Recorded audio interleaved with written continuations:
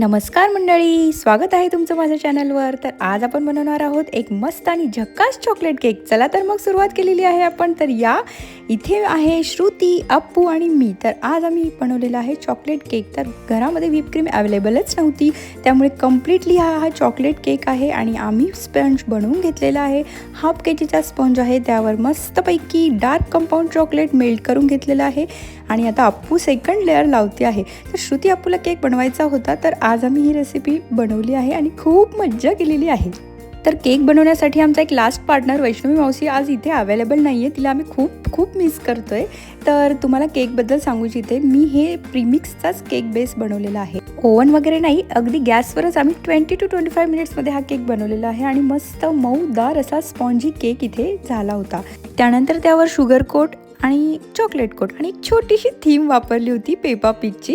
तर बहिणींसोबत केक बनवण्याची मजा ही फारच निराळी आहे। त्यामध्ये मजा, मस्ती, खोड्या आणि लॉट ऑफ जोक्स। तर तुम्ही घरी असे छोटे मोठे प्रयोग मैत्रिणींसोबत, बहिणींसोबत करतच असाल ना, तर ह्या आठवणी नक्कीच शेअर करा।